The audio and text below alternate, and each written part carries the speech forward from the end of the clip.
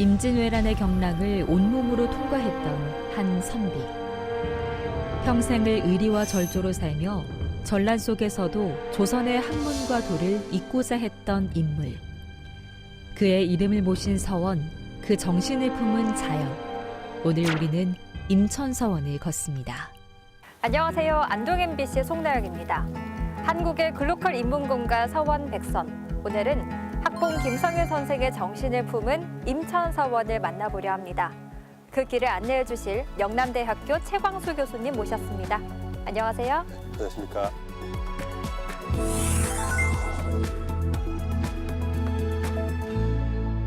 교수님, 안타깝게도 오늘 임천서원을 직접 만나볼 수는 없는 거죠?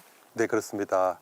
원래 그 임천서원이 자리했던 이박국곡이죠. 여기에 아주 풍경이 좋은 장소에 위치했습니다. 그러다가 복원하면서 시내 쪽으로 이렇게 갔다가 올 초에 그 학봉 역사문화공원으로 옮기기로 되어 있습니다. 그래서 그 건물을 해체해서 지금 한참 공사 중입니다. 그래서 어쩔 수 없이 오늘은 학봉 김성일 선생 관련 유적을 따라서 그 정신을 한번 살펴볼 수밖에 없는 그런 상황입니다. 김성일은 전란의 책임을 피할 수 없었던 외교의 실책을 안고도 전쟁이 일어나자 몸으로 나라를 지키려 나선 선비였다. 그리고 그는 평생 서원을 세우고 도를 잇는 일에 큰 뜻을 품었다.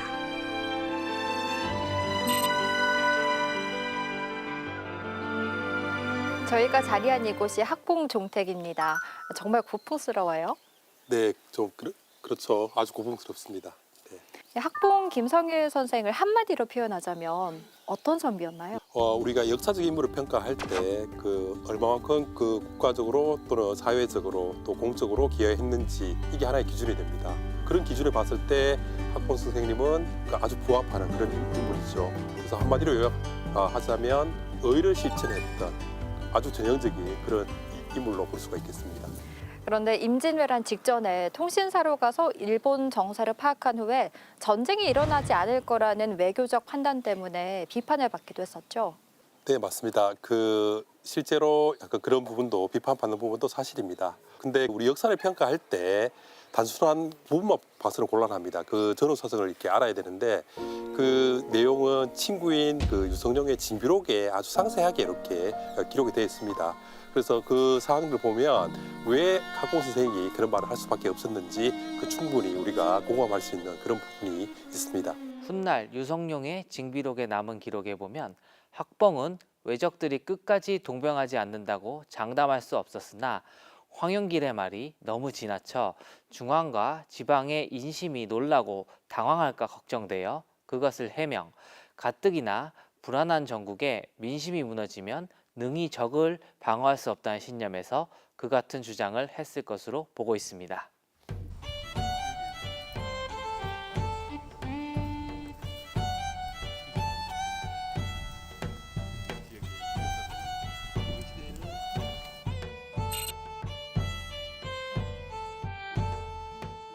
교수님, 이곳 소수서원과 학봉 김성일 선생이 남다른 인연이 있다죠? 네, 그렇습니다. 소수서원하고 학봉 김성일 선생은 아주 밀접한 관련이 있는 그런 서원인데 알다시피 소수서원은 한국 최초의 서원입니다. 네. 그리고 퇴계 선생님이 관여하시면서 새로운 교육기관, 즉 서원이라는 제도를 조선사회에 정착시킨 그런 아주 상징적인 그런 공간입니다. 그래서 퇴계 선생 제자들이 많이 여기 와서 공부하는데 학봉 김성일 선생도 오영대에 다 모두 여기서 공부를 했고 다들 과거 시험에 급제하는 그런 성과를 보였죠. 그 이후에 다시 퇴계 선생한테 본격적으로 입문을 해가지고 더 깊이 이렇게 공부를 하셨던 교육기관입니다. 그렇군요. 왜 김성일 선생은 서원 건립에 적극적이었을까요? 그 당시에 이 조선 사회에 이 서원이 정착되는 데는 퇴계 선생님 이하 제자들의 활동이 큰 기여를 하는데 그 일환으로 학봉 김성일 선생도 소수서원에서 공부를 하고 나중 목사로 가가지고 직접 이 서원을 건립하기도 했습니다. 그 이유는 퇴계 선생이 이 서원에 주목한 이유가 가장 큰 이유가 그 당시에 새로운 인재 양성하는 기관으로서 서원을 생각했는데 그런 이제 선생님의 뜻을 잘 받들어가지고 학봉 선생님도 조선 사회의 서원 건립 운동에 동참을 하신 그런 경우입니다. 그렇군요. 학봉 김성일이란 인물이 점점 더 궁금해지는데요. 그러면 학봉 김성현 선생의 학문적 기반은 어디였나요? 다들 들어보셨을 겁니다. 그 임진왜란 때 한복을 바치신 그런 분이죠. 그래서 이분은 실천을 아주 강조를 했습니다. 이거는 선대로부터 내려왔던 그런 전통인데 실천과 의리. 그러니까 이 서원 교육의 핵심이 바로 실천입니다. 그리고 수양이고 거기에 아주 롤 모델인 분이 바로 그 학봉 김성일 선생님인 거죠. 그러니까 서원 공부를 통해 가지고 심성을 수양하고 또 현실 정치에 참여해 가지고 직접 그 정치를 했던 분이다 보니까 이 서원 교육과 뗄래야 뗄 수 없는 그런 관계에 있는 그런 분입니다. 임하구곡은 임천서원을 둘러싼 자연과 문화의 중심축이었다. 선비들은 이곳을 유람하며 시를 읽고 마음을 닦았다. 서원의 정신은 언제나 자연의 흐름과 함께 있었다. 임천서원을 이야기할 때 임하구곡이 늘 언급되는데요. 왜 그런 걸까요?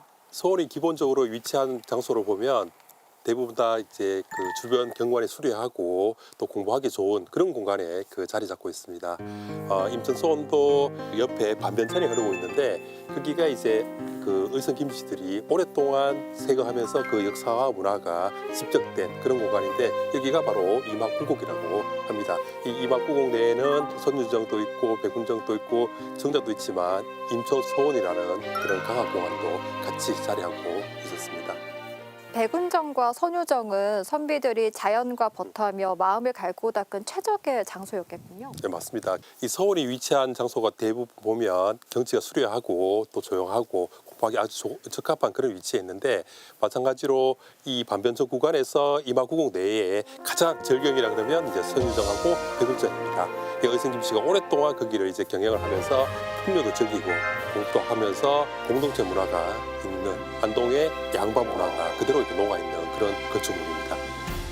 임천서원의 역사는 임호서원에서 시작되었다.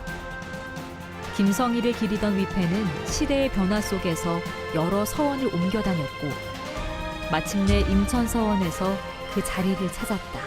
교수님, 이곳 종택 사당에도 모셔져 있는 학봉 선생의 위패가 임천서원에도 모셔지기까지 숱한 사연이 있었다고요?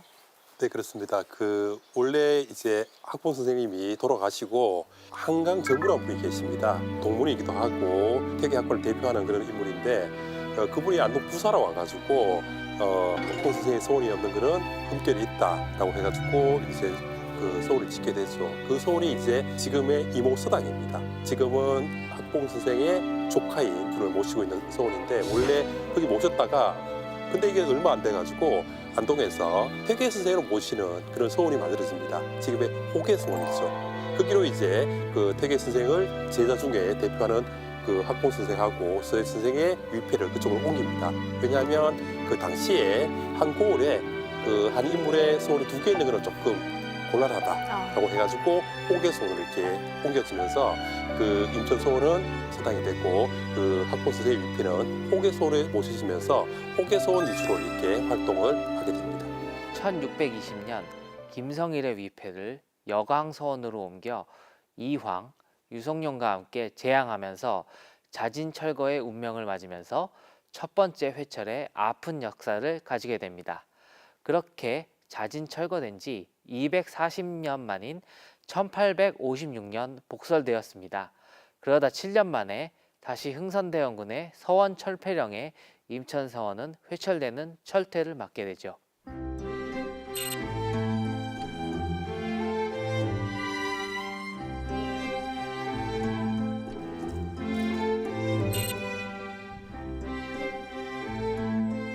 교수님, 이 임천서원이 복설된 결정적인 이유는 뭐였나요? 사실은 19세기 들어와가지고 이 서원 복설이 쉽지가 않습니다. 이 뭐 비용도 많이 들고 지역 사회 내에서도 이 공론이 있어야 됩니다. 네. 이 건립하자는. 근데 학봉 선생님은 국가 차원에서 봐도 큰 공로가 있으시고 또 이 안동 사회 내에서 이분의 학문 그리고 실천 정신 이런 것들이 오랫동안 이렇게 면면이 개성이 됐습니다. 그러다 보니까 자연스럽게 학봉 선생만을 모시는 그런 공간이 필요하다라는 이 여론이 형성됐고 그런 차원에서 이제 그 복설이 된 그런 사례입니다. 네. 임천서원은 두 차례나 청액을 시도했지만 시대의 흐름은 서원을 향해 가혹했다. 회철의 굴곡진 역사를 겪었으나 지역살림은 김성일의 도를 잇기 위해 다시 임천서원을 일으켰다.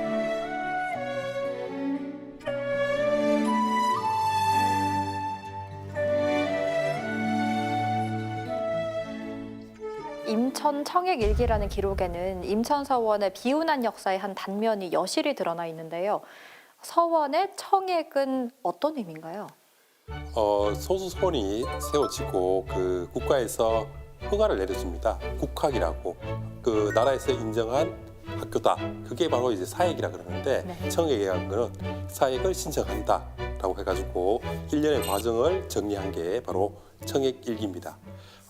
그 사액을 받게 되면 경제적으로 혜택도 있고 또 지역 사회 내에서 그 위상이 상당히 높아집니다.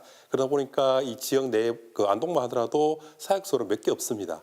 5개 정도밖에 없다 보니까 그 사액 받는 거는 그 자체만으로도 굉장한 위상을 가지는 그런 의미가 있죠. 그렇군요. 그러면 임천 청액일기의 정확한 내용은 어떤 건가요? 이 서원이 왜 그 사액을 받아야 되는지 그 이유를 이렇게 적어놓은 거죠. 그 일정을 이제 일기니까 타임라인으로 해가지고 이제 공론을 모으고 안동에서 모으고 또 사람 임원을 선발하고 상소문을 쓰고 또 그걸 들고 이제 서울 올라가는 거예요. 서울 올라가가지고 이제 청액 활동을 하는 거죠. 그 소위 말하는 이게 조정에 그걸 이제 그 봉입을 해야 됩니다. 해야 되니까 그 과정들을 아주 디테일하게 꼼꼼하게 그 작성을 해놨죠. 그래서 임천서원 역사에서 빼놓을 수 없는 그런 자료입니다. 아주 중요한 기록문화유산입니다. 그러면 사액을 받은 건가요? 안타깝게도 사익을 못 받습니다. 그 시절에 이미 대원군이 서원의 철폐를 염두에 두고 있었습니다. 네. 그런 분위기다 보니까 당연히 불허를 하게 되죠. 그러니까 아쉽지만 못 받게 됩니다. 그래서 또 하나의 아픔이 흥선대원군 시절의 그 회철의 역사군요. 네, 맞습니다. 대원군이 회철할 때 우리가 그 서원 전체를 한꺼번에 했다고 생각하는데 그렇지 않습니다. 처음에는 이제 사액을 못 받은 서원을 먼저 회철을 합니다. 하니까 사액 서원에서는 지지를 하지 않죠. 네. 그 1차 미사액 서원 회철하고 난 뒤에 사액 서원을 이제 회철합니다. 그때까지도 임천서원을 빠졌습니다. 왜냐하면 어쨌든 이 안동 사회에서는 이 의성 김씨가 가지는 그런 위상이 대단히 높았기 때문에 제외시켜 준 거죠. 근데 최종적으로는 이제 임천서원도 포함이 돼가지고 장정들을 보내가지고 2차례나 걸쳐서 이제 건물을 이제 무너뜨렸죠. 네. 그렇군요. 그럼에도 임천서원 복설을 위해서 많은 사람들이 애썼다고 하죠.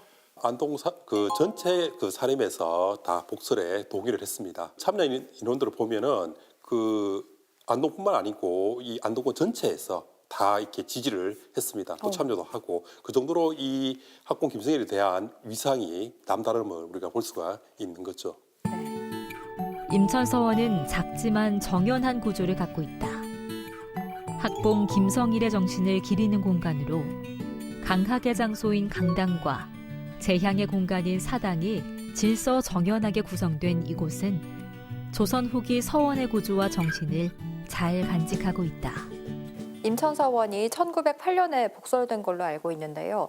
건축은 서원 그대로의 기능을 담고 있는 거죠?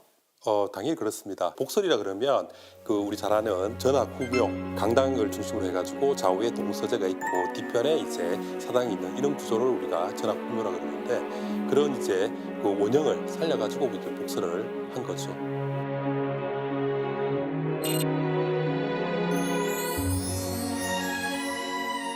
이곳은 여전히 재향의 기능을 다하면서 학봉 김성일 선생을 기리며 서원의 의무를 이어가고 있는데요. 임천서원에서 우리는 어떤 걸 느낄 수 있을까요? 한국 서원의 가장 큰 특징 중에 하나가 재향입니다. 중국 서원하고는 다르게 한국의 서원은 그 지역에 그 연고가 있는 인물을 그 모시는 게 특징인데 임천서원은 당연히 조선시대를 대표하는 그 충의를 대표하는 인물이 바로 학봉 김성일입니다. 그 재향을 통해 가지고 이 지역에 있는 후손들 또는 후학들이 그 정신을 이어가는 거죠. 그래서 재향은 계속돼야 된다. 서원의 기능 중에 가장 중요한 거기 때문에 그 오늘날에도 그런 의미가 있다라고 생각이 됩니다. 오늘 저희는 임천서원을 통해 학봉 김성일 선생의 정신과도 마주할 수 있었습니다. 우리의 정신과 문화를 지탱해온 서원 이야기. 오늘은 최강수 교수님과 함께 임천서원을 거닐어봤습니다. 교수님 고맙습니다. 네, 고맙습니다.